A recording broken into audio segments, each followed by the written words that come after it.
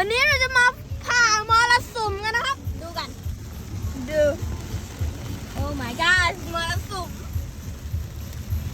มอะไรเนี่ยทำไมมันยังเยอะเลยโอ้ my god OMG ไหวไหมครับผ่านมรสุมไหวไหมครับไหวนะโอเคเลยนี่ดูชิดซ้ายมองไม่เห็นชิดซ้าย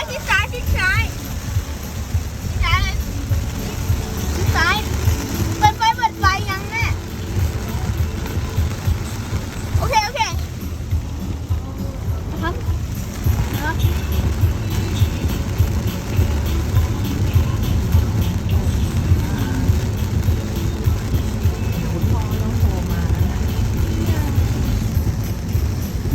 ตกหนักเลยครับกล้องมองเห็นป่ะเมื่อกี้ตกเลยแล้วตรงนี้ตรงไหนแล้วห้องก่อนตรงนี้ฝุ่นกระจุย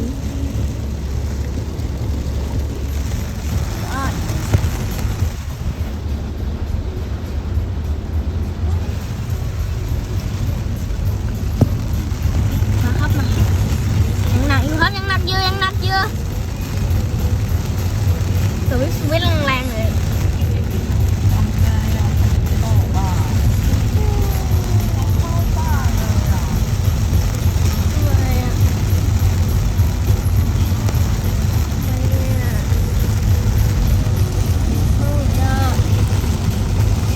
ฝนตกหนักครับฝนตกหนักขับช้าๆนะครับถ้าเกิด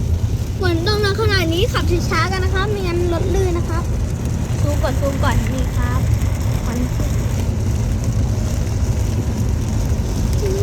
น้ำกระเด็นครับตรงหนักครับเราออกมาจากโรงเรียนก่อน ใช่เกือบไปแล้วไม่ละ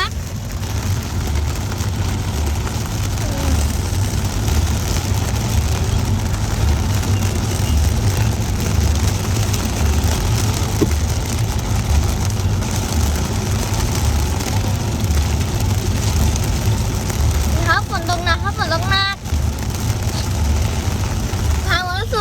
มรสุมโอ้ข้างหน้ามองไม่เห็นครับทุกคนดูเดี๋ยวผมซูมให้มองถ้าไม่เห็นอะไรเลยโอ้ถ้าเกิดไม่ได้ถ่ายอันนี้มองไม่เห็นจริงๆโอ้ก็ได้ยินเสียงไหมคะ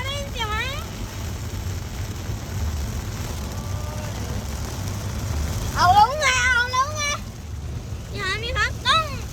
พูดตะโกนจับคอเนี่ยต้องสู้กับฝนโอ้ my godมันเป็นอย่างนี้ตกยังหนักเลยทุกคนอยากดูสรุปนะครับนี่สรุปเป็นไงบ้างคะ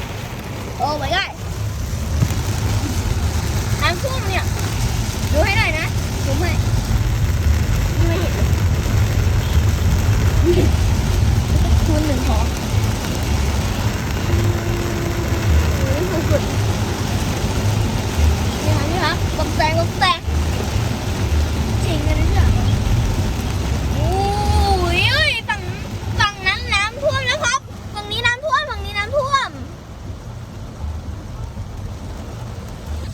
ระวังรถใหญ่ครับให้รถใหญ่เขาไปก่อนนะ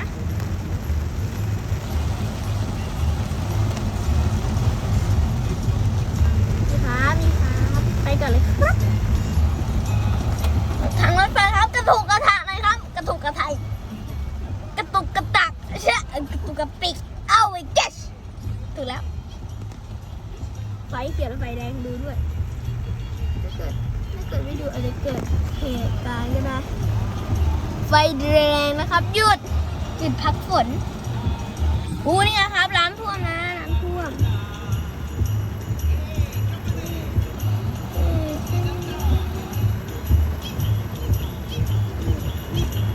ติดฝนกันครับติดไฟแด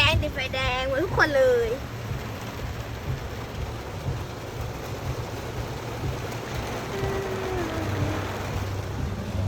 นี่ครับ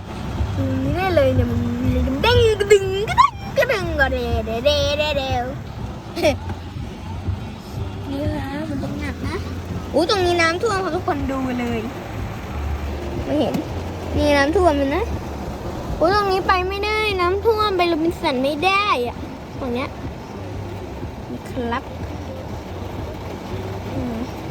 ถ่ายคลิปทันทีเลยฝนตกถ่ายตอนนั้นที่เราไปชาก็ฝนตกตอนนี้เลยช่องแอร์เย็นทุกคนเย็นไปครับลุยเด้อไม่รอแล้วนะ 4 นาทีแล้วนะโอ้น้ำท่วม อุ๊ยน้ำท่วมทำน้ำท่วมน้ำท่วมมีน้ำท่วมอ่ะโอ้ my god โอ้ my god โอ้น้ำท่วมจะไต้หวันนะครับโมไปเรื่อย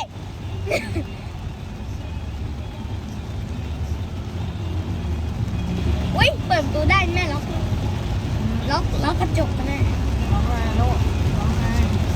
ก็ยังเปิด ยังเปิดอยู่เลย เปิดก็เปิดไปหน่อย เทสนี่ครับตกหนักสูงที่สุดเลยสูงที่สุดทุกคนมองไม่เห็นอ่ะ